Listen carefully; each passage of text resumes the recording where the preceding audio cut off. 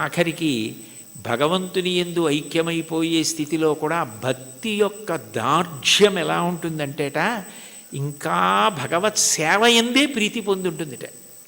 అయ్యో చూడండి, దానికి నేను మీకు ఒక ఉదాహరణ చెప్పాలంటే, నాకు కూతురుంది, కొడుకున్నాడు. నా కూతుర్ని నేను ఎంతో ప్రేమగా పెంచి పెద్ద చేశాను, చదివించాను. దానికి పెళ్లి సంబంధం నేనే చూశాను.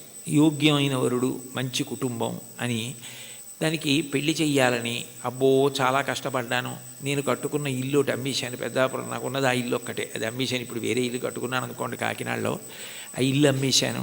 ఆ డబ్బు పెట్టి ఎంతో బాగా పెళ్లి చెయ్యాలని ఎంతో తాపత్రయపడి దానికి నిజంగా అంత బాగా పెళ్లి చేసి కన్యాదానం చేసేసి ఇంటికొచ్చి బావురుమని ఇచ్చాను పూజామందిరంలో.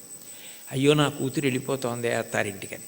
నేనే కదా కూతురికి పెళ్లి సంబంధం చూసింది, నేనే కదా అవన్నీ చేసింది, మరి కూతురు వెళ్ళిపోతోందని ఏడుపు ఏమిటి అంటే, ఎంత నేననుకుని ఇచ్చేస్తున్నా కూతురు నా ఇంట్లోంచి వెళ్ళిపోతోందని ఏడిచినట్టు భగవంతుని యొక్క భక్తిట మోక్షాన్ని కూడా ఒక స్థితిలో అమ్మో ఆయన ఎందుకు కలిసిపోవడమేనా, ఆయన్ని సేవించడానికి ఇంక అవకాశం ఉంటుందా అంటుంది.